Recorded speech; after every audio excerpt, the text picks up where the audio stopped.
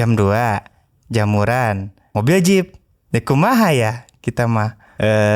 Kita harus bisa memahami ya sebuah perempuan.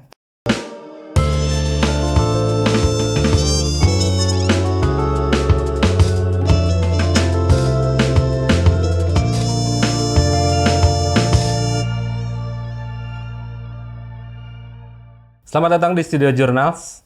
Kali ini bersama gua Hengki Subagjo atau lebih dikenal dengan panggilan dengan nama Mano. Ini Studio Journal merupakan salah satu konten yang merupakan bagian dari journals.com, di mana kami di sini akan berbincang bersama narasumber-narasumber yang berkecimpung di dunia kreatif atau di bisa musik, bisa band, bisa musisi ataupun seniman. Nah, salah satunya ini salah satu kawan lama saya. Kawan yang jarang sangat ketemu karena jadwalnya penuh karena sudah menjadi selebriti di ibu kota. Kontennya banyak berseliweran di lini masa pada masa kebelakang dan masa-masa sekarang. Nah, inilah kita sangat bangga kedatangan salah satu seniman visual kontemporer dari Jakarta sekarang. Tangsel, bukan Jakarta ya. Nah, inilah dia, langsung aja nih. Flukcup. Cup. Sampurasun. Sehat, Cup? Tidak. Kalau sehat kamu nggak akan pakai topeng ya? Iya. Cup, sekarang lagi sibuk apa nih? BTW? Sekarang sibuk di sini. Sibuk bikin onar di tempat lain ya. Sama sekarang juga pasti lagi bikin satu project juga. Mas, setelah bikin onar itu biasanya perlu istirahat kan ya? Katanya kalau tidur harus dinena bawa-bawain sama Reok Ponorogo ya, benar itu? Betul. Itu gimana ceritanya, emang harus? Jadi kalau misalkan saya tidur, ada beberapa alternatif sebenarnya. Ketika saya mau bobo, menyelimuti diri dengan karung goni. Kargon ya? Kargon. Aku tuh biasanya harus diiringi, boboin sama Reok Ponorogo. Oh, bukan Beethoven atau apa Reok Ponorogo? Enggak, itu kan yang lainnya. Itu internasional ya, misalnya ya. Kalau Reok Ponorogo kan local wisdom gitu. Tapi bisa tidur gitu? Enggak. Berarti bukan Nina Bobo ya? Bising kan? Bising benar. Enggak, karena gini konsepnya tuh, karena ketika Reok Ponorogo itu datang, kan takut. Ya, saya tuh takut sama Reok Ponorogo. Topengnya besar, ya kan? Pakai apalah itu, pakai spanduk kemudiannya, spanduk celele di situ gitu. Goyang-goyang kan takut nih. Takut ya? Takut akhirnya nutupin muka kan. Tapi nggak tidur tuh ya? Tapi nggak tidur, ketakutan aja. Si Reok Ponorogonya harus berdurasi berjam-jam berarti ya? Berjam-jam nungguin kita tidur. Setelah saya tidur dan dia mau pulang, terus saya dibangunin biasanya. Minta jatah. Ada amplopin ya? Amplopin. Biasanya amplop apa transfer biasanya? Biasanya ini. QRIS? Boleh brand ya? Boleh ngomongin brand. Oh, QRIS brand ya? Oh, enggak tahu. Ya paling pakai itulah, pakai. Oke, minta scan-nya Pak. Oh ya udah di-scanin ya. Saredei. Berarti sebelum tidur tuh harus ada Reok Ponorogo. Minimal Reok Ponorogo, kalau nggak ada ya Jaipong aja. Nah, minimalnya Reok Ponorogo maksimalnya apa berarti? Maksimalnya benjang enggak? Parade musik? Parade musik. Atau parade musik yang lagi baru saja yang baru saja dipospon ya. Yang baru dipospon ya. Ya, ngomongin tentang musik nih, salah satu konten Ucup juga yang sangat menarik perhatian itu ada merubah suara artis itu. Band itu Kill Your Idol. Kenapa nggak berlanjut sampai sekarang? Terakhir ya Justin Bieber ya? Terakhir itu ya itu 2 tahun yang lalu kan?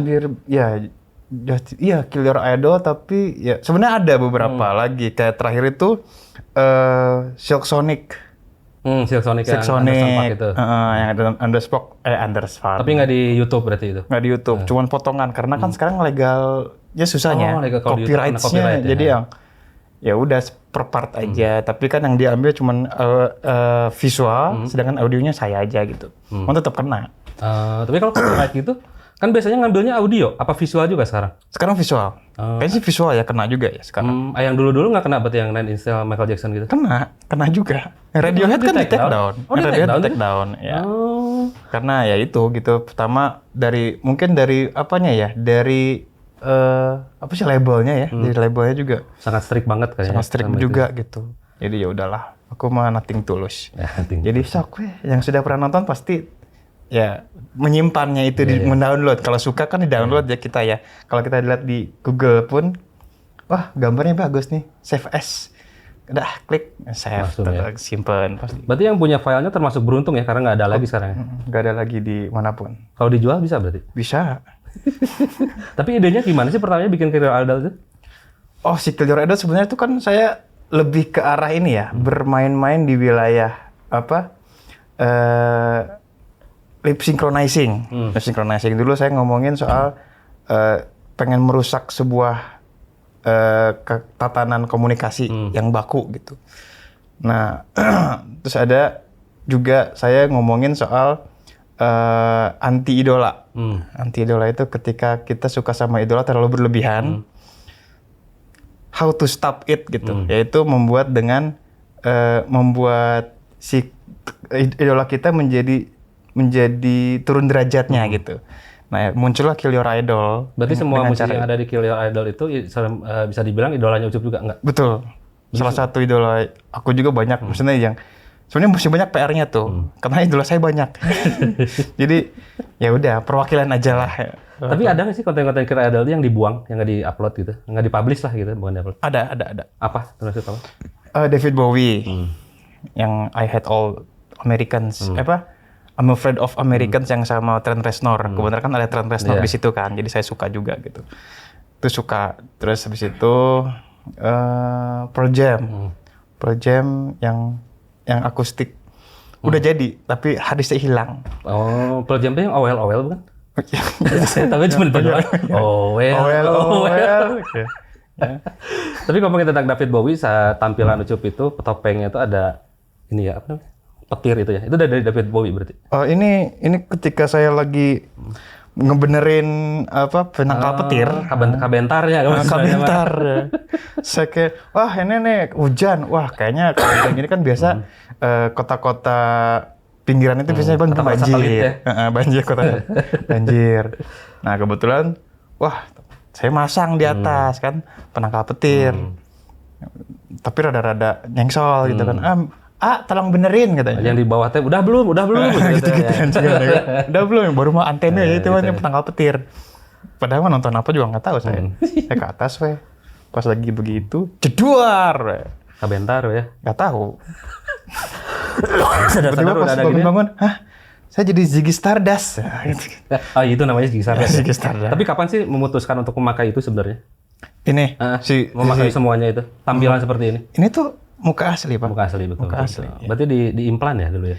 Ini saya minta, jadi kan kalau sekarang tuh dari zaman dulu ya ada namanya teknologi oplas. Oplas ya? Operasi plastik. Nah, kalau saya operasi operasi plaster. Di plasteran aja. Plaster itu nempel berarti ya?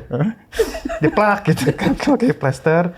Plak gitu kan, tahu kan kalau pernah nyemen, pernah nyemen. Nah, ada plaster kan, ya itu.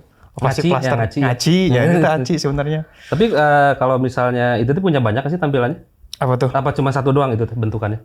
Bentukan muka saya? Iya, misalnya kalau sedih kan beda rautnya gitu. Saya nggak pernah sedih. Oh, senang juga gitu? Senangnya kayak gini. Balut juga gitu? Balut juga begini. Ya. Jadi kan nggak tahu kan kalau saya sedang menangis dia kan nggak tahu kan. Ya. Setelah Ucup teh lumayan meningkatnya teh setelah adanya video Monyet Sebelah ya? Oh iya. Bener kan? Dari situ ya pertama yang melejit banget atau sebelumnya ada? Sebelumnya sih satu video dulu yang ngerespon ini loh. Arya Wiguna. Arya Wiguna dulu atau Monyet Sebelah dulu sih? Sebenarnya Monyet Sebelah dulu. Cuman setelah adanya si Arya Wiguna ini, kan orang-orang pada pengen tahu nih siapa sih Ucup teh. Mungkin si Monyet Sebelah itu jadi lebih video kedua yang lebih terkenal juga. Oh, karena setelah si Arya Wiguna itu baru pada ngelihat. Pada ngelihat, wah nih lagi tren, apaan Arya Wiguna. Terus orang-orang mungkin ngeklik channelnya ya, ngeklik channel, kira-kira dia bikin video apa sih. Ternyata hanya bikin, ya itu, dubbing video doang. Gitu. Tapi awalnya gimana bisa tertarik dengan mendubbing itu? Lihat spontan, jangan bilang jangan. Lihat, jangan tahan. Saya tuh dulu idola banget sama acara spontan. Ya kan pada nahan. Dalam hati. Dalam hati apa di grup WhatsApp? Iya di grup WhatsApp aja nya ya. Ya dulu saya suka nontonin itu, terutama yang dubbing binatang. Terus ketika itu udah jadi tontonan yang cukup lama dan emang udah nggak ada lagi kan, saya tuh pengen membangkitkan memori-memori tontonan saya yang lama. Kayak ya itu dubbing binatang. Terus akhirnya pengen nyobainnya dubbing animal aja lah ya. Bikin konten karena kan ada Nat Geo juga kan di luar. Ada Nat Geo, terus ada apa lagi sih? Panji Sang Petualang. Apa Jejak Si Gundul. Ya gitu-gitu. Ya maksudnya ada acara-acara tersebut gitu. Gimana kalau saya bikin berikan alternatif salah satu tontonan yang serupa kayak yang dulu gitu. Ya udah saya bikin itu aja, ngedubbing lah. Dan akhirnya kemarin sempat ketemu juga satu project sama Komeng ya? Oh iya, kebetulan. Gimana perasaannya itu bisa ketemu? Wah, gemper, deg-degan. Pertama saya calling-callingan sama Bang Komeng tuh di Zoom kan. Sampai saya deg-degan mau ngeklik, accept jangannya, accept bingung gitu. Mau accept. Ya udah habis itu diklik, bertatapan lah saya dengan Bang Komeng. Dia pakai ini juga, tampilannya gini juga? Iya, pakai gini juga. Terus yang, muka lo mana? Gitu. Cup, mana aja lo? Kita kan belum pernah ketemu kan. Iya bang, saya ngefans berat. Ngefans sama ngapain ngefans sama gue gitu. Dia bilang. Sempat ketemu nggak tapi? Sempat. Jadi pas waktu screening film tersebut, film yang udah kita karyakan bersama bareng gitu. Kan ada pemutaran premiernya kan. Nah, premiernya itu diketemukanlah saya pertama kali dengan Bang Komeng. Ya, terus habis itu melahirkanlah karya selanjutnya. Nah, waktu sama si Bang Komeng itu pakai skrip gitu nggak sih? Nah, ini lumayan kompleks sebenarnya. Kan saya kan biasa mengerjakan lip synchronizing ya. Kalau teman-teman paham, lip synchronizing itu kan mencocokkan gerak bibir. Biar akurat gitu gerak bibirnya ngomong apa, sama saya diterjemahin lagi dengan bahasa yang saya lihat bibirnya gitu dari situ. Sedangkan Bang Komeng, intuisi dia soal dubbing atau tengah voice overin orang itu luas banget. Jadi yang ngomongnya bebas gitu. Jadi yang skripnya begini, dia ngomongnya tapi itu jadi menarik. Karena dapat insight baru nih ketika saya udah bikin videonya, Bang, ini guide-nya ya. Nih Abang tinggal dialog aja, maksudnya kayak misalkan gue ngomong apa, lu balas aja lah ngomong apa gitu. Nah dia enggak, gue bilang dia pas waktu syuting, udah iniin aja deh dari awal sampai akhir gue dubbing semua, gitu anjing. Berarti take ulang, maksudnya take ulang tapi gue seneng gitu ketika bahkan rada mumet ya, aja ngapain nih? Biasanya kan kalau aku ngedubbing satu film, itu saya rombak ulang plotnya. Plotnya diacak lagi dengan dialog yang berbeda. Nah itu pengen diacak-acak aja gitu. Ketika bikinin sama Bang Komeng satu film itu satu trailer film itu didubbing ulang, otomatis kan saya bikin lagi kan. Tapi jadi lebih lucu gitu kayak. Wah ini lucu banget, gila gue sampai ngakak-ngakak kan kayak udah deh, gue rela deh ini mah gue dubbing ulang, kayaknya gue face over ulang gitu, lip synchronizing lagi gitu. Jadilah itu. Tapi butuh berapa lama biasanya sih bikin video dubbing gitu? Tergantung klien. Kalau yang sendiri?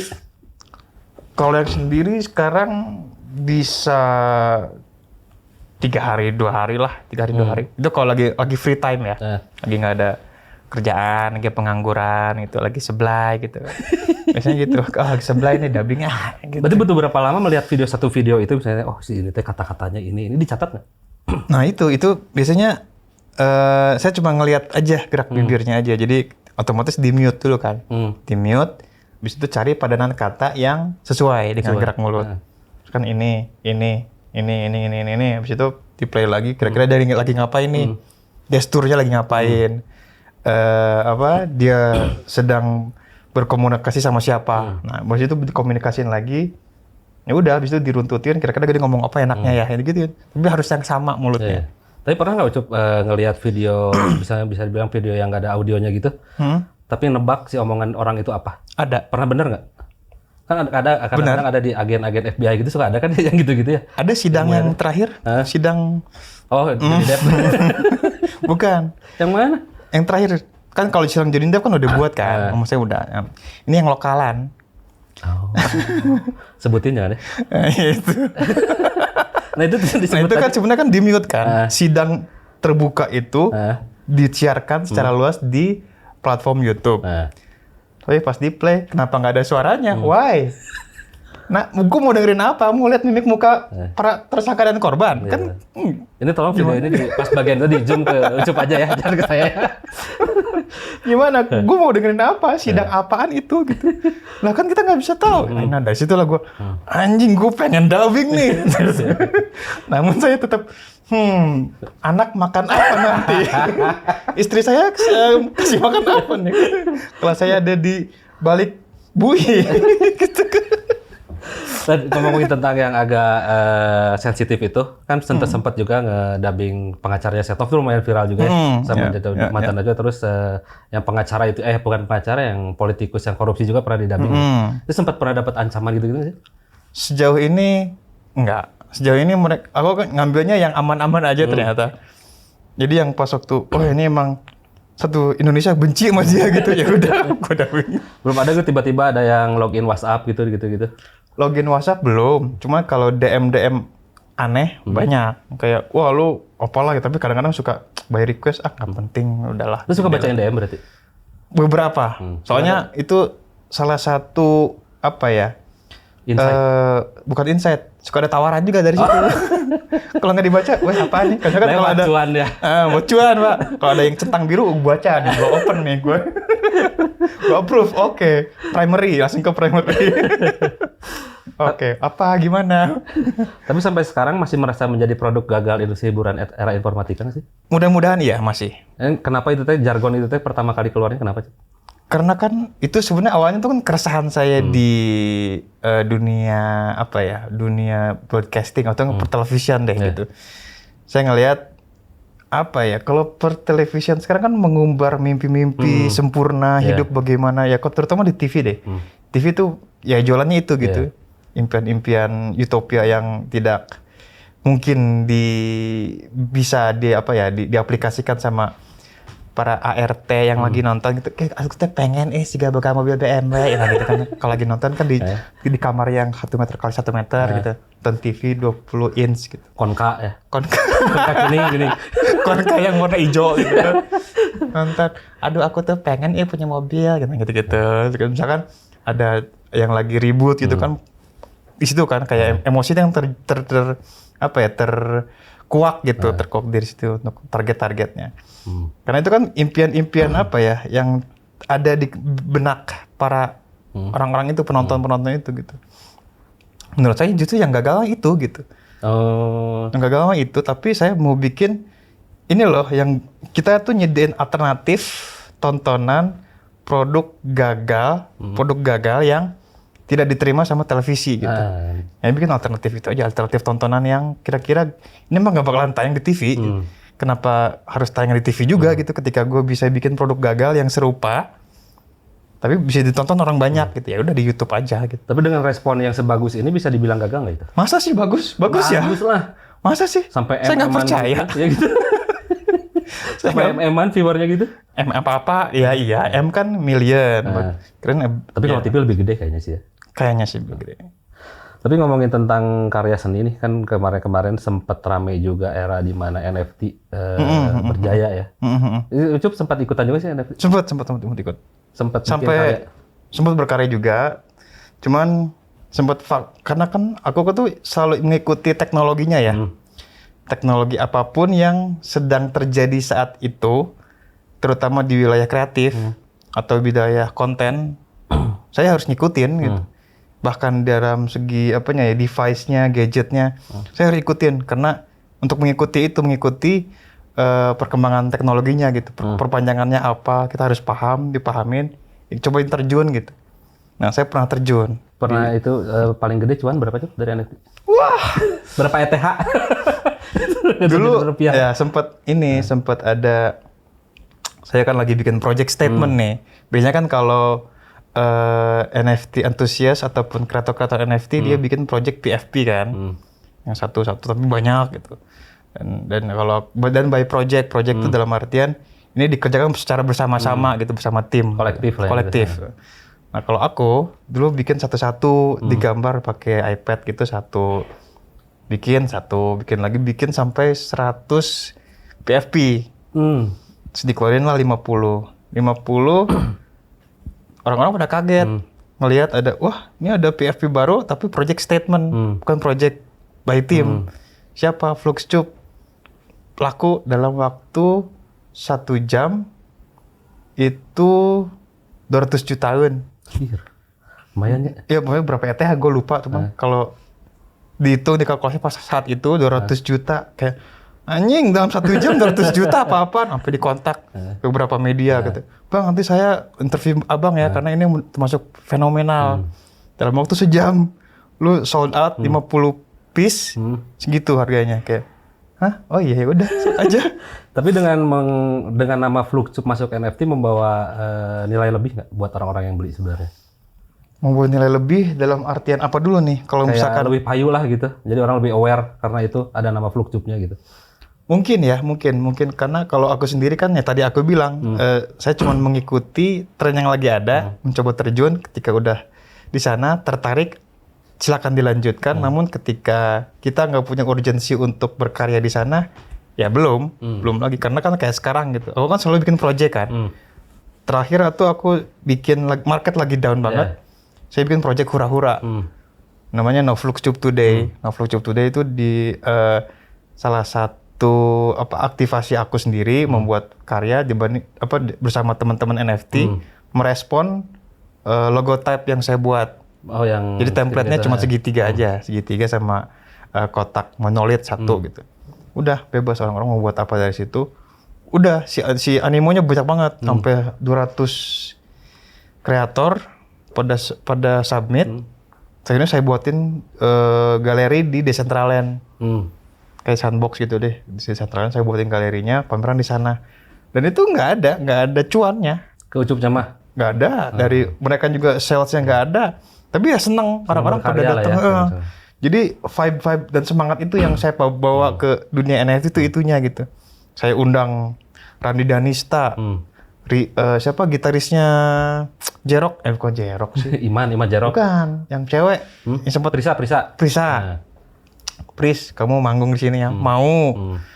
Udah Irama Mama suruh DJ set di sana. Pada mau. Jadi teman-teman kok ini ngapain gini-gini? Pada lu rekam, lu nge-DJ di sini. Udah mereka pada antusias dan ya udah senang-senang aja di sini gitu. Di mana di balik di tetangga kita mereka lagi pada pusing ngomongin soal kripto turun, lagi jeblok, market lagi jelek. Kita di situ hura-hura merayakan kehancuran ini gitu. Jadi yang ngapain sih?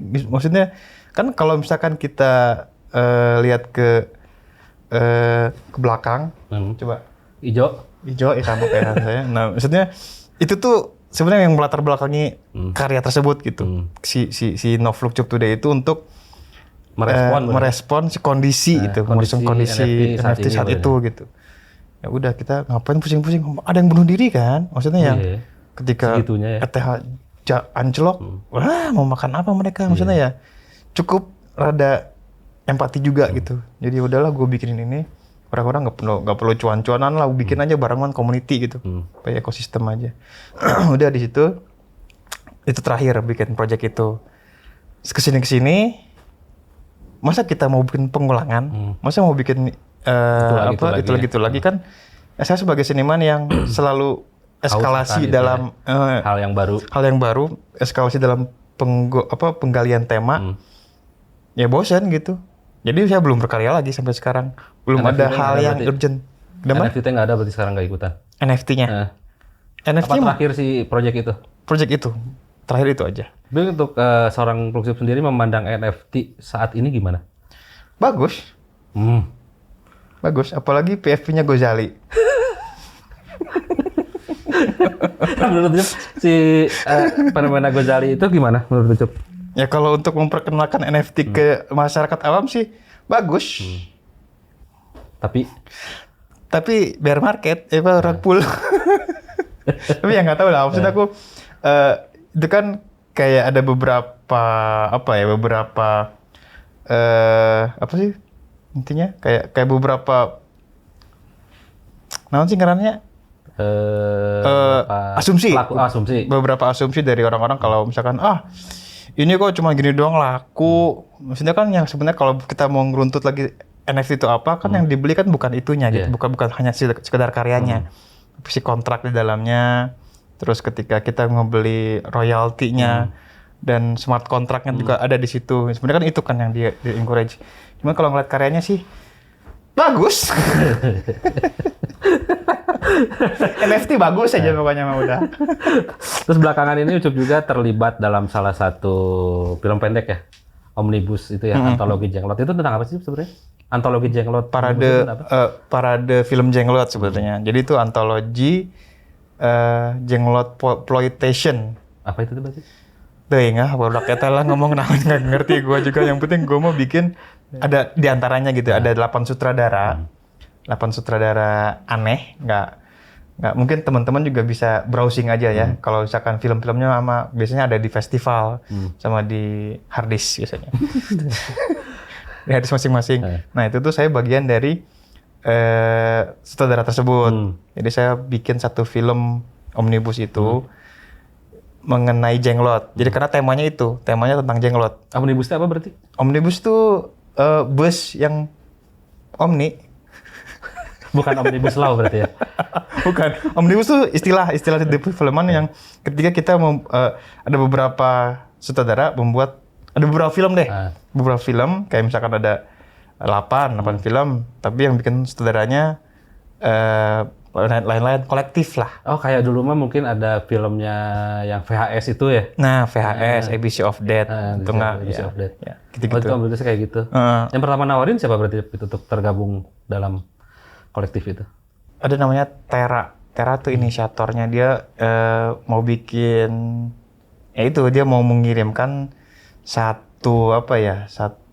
mendeliverykan sebuah konsep sebenarnya. Konsepnya ya tentang Jenglot itu. Terus tadinya awalnya banyak drama di situ. Kayak misalkan kita bikin satu Jenglot, terus dioper ke teman-teman lain. Jadi kamu nih, misalkan aku kasih sok bikin film tentang ini, tapi objeknya ini. Jenglotnya enggak. Jenglotnya saya. Cekel gitu. Kayak ini cekel. Singgungan. Di ais. Ada taring gitu. Gondrong. Dikasih tadinya mau kayak gitu. Cuma kan ngeliat para kreator kan lama ya mikir ya. Gak mungkin bisa. Gue kasih ini waktu 2 minggu beres. Ya gak mungkin. Aku syuting aja berapa hari. Saya aja sehari. Kan kebanyakan sebelahnya, kebanyakan lama-lama di situ. Terus habis itu, udah itu kita akhirnya membuat Jenglot versi kita sendiri. Yang biasa kita lihat Jenglot adalah yang objek kecil, entah itu adalah sosok dari orang sakti yang mengecil ataupun pahatan kayu dari seniman-seniman gabut ya. Yang merupai Jenglot. Dibikin apa dia? Dibikin lah Jenglot. Habis itu udah kita buat aja. Jadi ada yang Jenglotnya dari pisang coklat, akhirnya lama-lama. Ada yang dari sampah ditempel-tempel jadi Jenglot, ada kayak gitu. Terus ada yang animasi, ada yang gambar. Terus ada cuman yang taringnya doang gitu. Jadi esensi Jenglotnya aja yang dilihatin di situ. Terus tadi udah ngomongin tentang antologi Jenglot itu kan ada 8 sutradara berarti ya? Salah satunya Ucup tuh bikin judulnya Jenglot dari Las Vegas. Ya. Kenapa Las Vegas? Karena itu Jenglotnya memang dari Las Vegas. Kalau dari Cikapundung pasti saya bilang Jenglot dari Cikapundung. Kalau dari Las Vegas itu tukang judi maksudnya? Tukang judi, free sex. What happened in Las Vegas, stay in Las Vegas. Iya, itu. Untuk pembuatannya berapa lama prosesnya? Proses dari pertama bikin itu. Sebenarnya itu tuh ada cerita juga. Sebenarnya aku tuh buatnya jauh-jauh hari. Kenal jauh hari? Ada Mang Johari. Mang Johari, ya, Mang Johar. Nah, dari jauh-jauh hari saya udah buat skripnya cukup lama. Kayak storyline lah, plotline-nya begini, ini. Oke, kira-kira syutingnya kapan ya? Seblay dulu. sebelahnya 2 minggu. Lila. Sebelahnya nyari mood meren ya. Sebenarnya mah hoream. Sebenarnya males. Aduh, males banget nih. Terus habis itu, udah nemu nih. Misalkan habis itu nyari pemain-pemainnya siapa ya kira-kira. Wah, mau ada Jeffrey Nicole. Waduh, anjing. Nicholas Saputra ya? Nicholas Saputra, Dian Sastro. Yang jadi jenglotnya, nggak akan disebut itu nyaman. Dian Sastro. Dian Sastro. Di jenglotnya. Iya. Kan enak di kantongnya kecil. Dian Sastro. Sini keluar mukanya tuh. Nah itu tuh udah nih, udah beres. Oke, beres. Sebelah lagi. Lama nih. Terus udah ada deadline nih. Kira-kira tanggal segini ya. Oh anjing, kepepet. Kepepet. Aduh. Ya udah habis itu ada kesempatan kita waktu mau sebelah itu ke Batu Karas, ke pantai. Udahlah sekalian garap deh, sekalian garap si jenglot ini. Udah syuting. Yang pertama itu syuting di Batu Karas, habis itu saya jadiin teaser si film jenglot ini. Tapi pemerannya berbeda. Permainannya berbeda, kisahnya berbeda, plot ceritanya berbeda. Dari cerita yang film ini yang beda. Jadi yang pas waktu itu udah nongol di teaser, orang-orang pada antusias kan, wah seru nih, seru. Pas pembuatan, itu cast-nya saya ganti semua. Skripnya juga ganti. Jadi teasernya beda sama? Beda. KDE. Teaser sama film aslinya beda. Judulnya sama. Berarti teaser yang dipublish di Twitter itu, trailer itu beda sama beda. Kalau yang kedua yang benar. Karena kan teaser filmnya kan. Kalau yang pertama kan teaser. Kalau yang kedua trailer. Nah itu tuh memang berbeda. Dua film yang berbeda emang. Itu yang terima paket ya berarti? Ya itu. Yang paket. Judulnya kan Jenglot dari Las Vegas. Nah dari situ tuh ya maksudnya tentang mau di-spill di sini. Iya sih. Kalau mau nonton di mana sih? Nggak ada, di hari saya datang ke rumah. Silakan di kontak Ucup 081. Nggak, sebenarnya itu tuh dalam rangka kita mau bikin kompilasi parade film Jenglot ini. Terus kita mudah-mudahan ini jadi kita mau tur beberapa kota juga. Jadi kalau misalkan ada teman-teman yang tertarik untuk menonton kompilasi kita, boleh undang kita di komunitas-komunitas kota-kota Anda ya. Kayak bikin screening gitu ya? Screening aja. Itu lebih seru sebenarnya. Aku lebih pilih screeningnya kayak gitu. Jadi bisa sekalian ngobrol gitu. Ada kreatornya datang, direkturnya datang, habis itu kita bisa ngobrol. Ya lebih intim lah gitu. Terus ada juga rencana untuk dimasukin ke trauma.com. Trauma.com itu yang punya Lloyd Kaufman. Dia dosen University of Film of New York, apalah gitu. Sebagai lah ya kayaknya. Sebagai di sana. Dan mereka emang tertarik sama film-film yang dengan kategori B gitu. Jadi ya udah semangat yang di situ yang dibangun tuh. Mungkin teman-teman tahu kan B-movie kan? Ya film-film yang bagus lah ya. Tidak bagus. BT kan bagusnya. BT bagus. Film bagus. Film atau Bollywood. Ya maksudnya itulah. Maksudnya kita ada rencana ke sana. Dan sekarang pun lagi penggarapan penjahitan kompilasinya. Lagi dijahit. Tapi kalau B-movie itu kenapa suka identiknya sama gore-gore gitu ya berarti ya? Horor gitu kebanyakan ya? Enggak. Ada ya berarti? Ada juga. Kalau misalkan saya boleh bilang, The Room, pernah nonton The Room? The Room pernah nonton.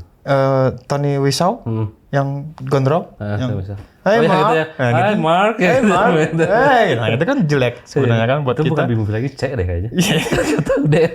Tapi itu masuk nominasi film yang the most anticipated dan harus ditonton. Dan sempat di remake juga kan sama siapa sih pemerannya? James Franco. James Franco ya. James Franco ini yang remake itu jadi the artist apa sih? Disaster Artist.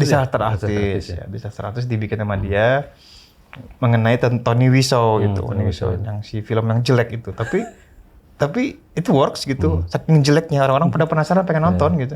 Kayak sejelek apa sih? Film Aldi Taher tahu nggak yang terakhir? Iya, itu juga jelek. Yang si kameranya teh di mobil tapi si zoomnya teh ke belakangnya. Ke belakang ya, jelek pokoknya. Tapi mungkin itu tapi orang-orang jadi tambah nonton ya. Tambah nonton karena penasaran. Penasaran ketika orang bilang itu jelek. Wah, sejelek apa sih? Sejelek apa sih? Nonton.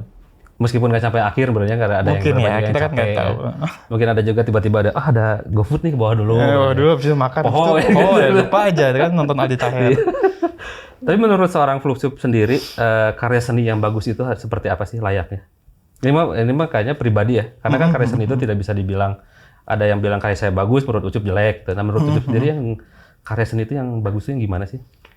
Karya, beneran itu mah sangat luas banget ya. Maksudnya emang sangat pribadi sekali. Cuma kalau untuk saya, karya seni yang bagus juga relatif ya. Bagusnya juga dari segi apa dulu nih, dari apa, segi teknis kah, dari segi tema kah, atau dari segi display lah, teknik display itu kan jadi benar-benar relatif.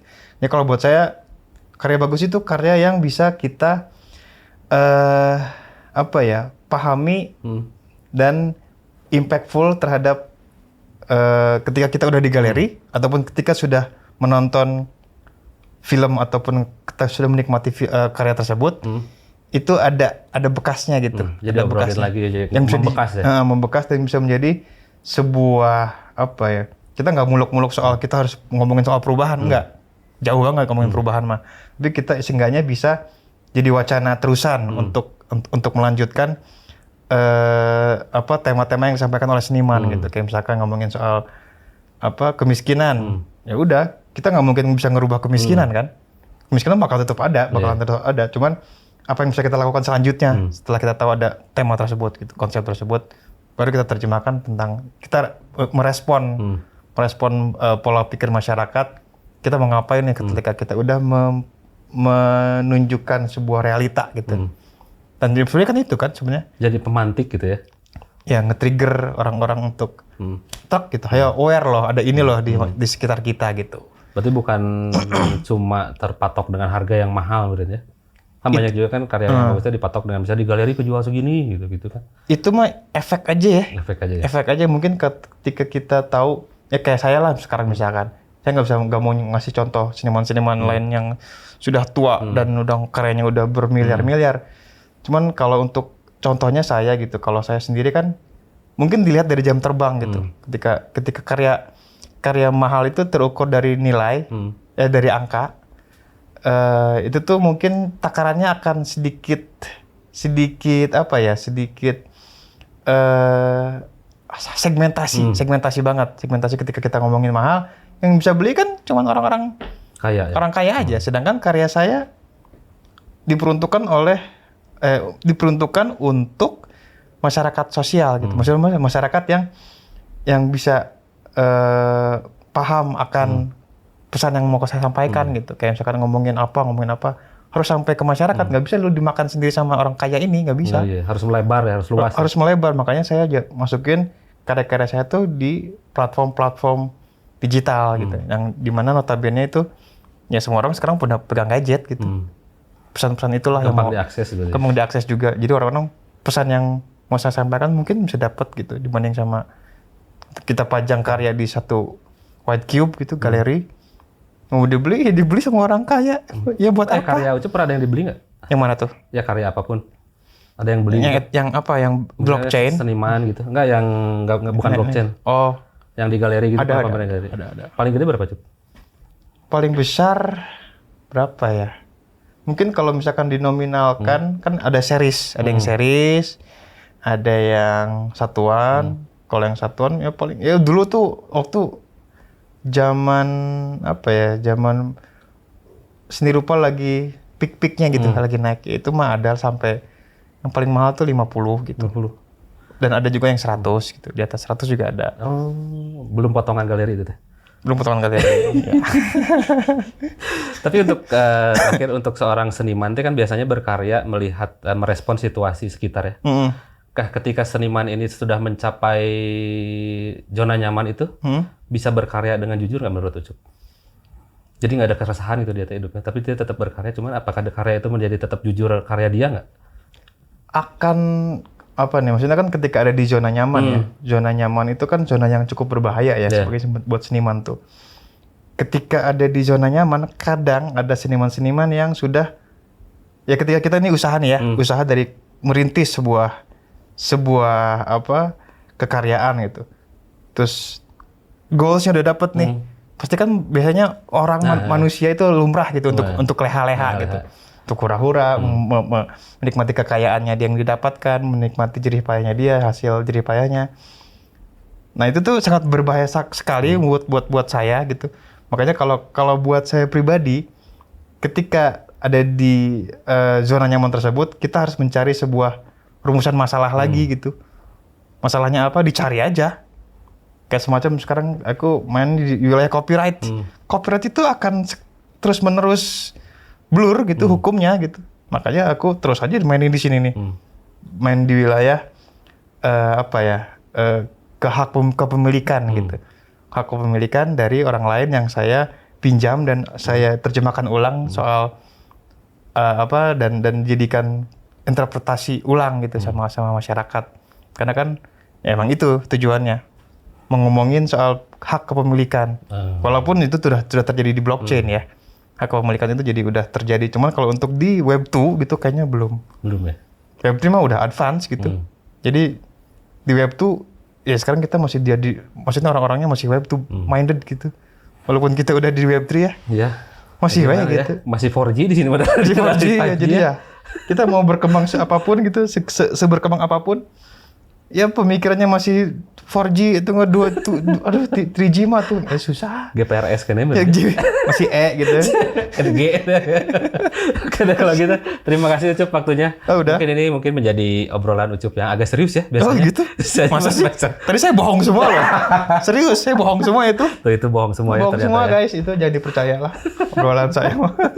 Terima kasih sekali lagi Ucup. Sama-sama. Semoga sukses dengan agenda kedepannya. Agenda kedepan mau bikin apa lagi nih? Kedepan saya mau ke situ. Ke depan saya mau ke situ, mau dapat kamera, bawa-bawa terus pulang. Karya gitu akan bikin lagi? Dubbing gitu? Kalau mungkin ke depannya saya lagi mau bikin, ada deh kolaborasi sama satu acara yang, aduh ya ampun ini mah beneran ngefans banget dari kecil, tontonan saya masa kecil. Banget sesudah spontan. Jangan. Semoga sukses Ucup ya dengan rencana kedepannya. Amin. Sehat-sehat terus Ucup, terus berkarya ya. Semoga tidak mencapai zona nyaman ya. Tidak mencapai zona nyaman. Karena berbahaya. Begitu saja obrolan saya dengan Ucup. Jangan lupa dikunjungi www.jurnal.com untuk untuk menjadi asupan informasimu setiap hari, dan juga di follow Instagramnya @journals. Juga kalau mau tahu tentang Ucup silahkan di follow Instagram @fluxcup ya berarti. Flux.cup dan di Twitter juga ada apa sih? Fluxcup ya. Kalau gitu di subscribe juga YouTube-nya Jurnal. Aldi Taher. Jangan. Boleh deh, apa-apa bisa mau ya. Di sini pegal pengen klik. Di subscribe, di komen, terus apa lagi? Di like ya. Kalau gitu sampai jumpa di Jurnal berikutnya. Hengki di sini, sampai jumpa lagi. Dah.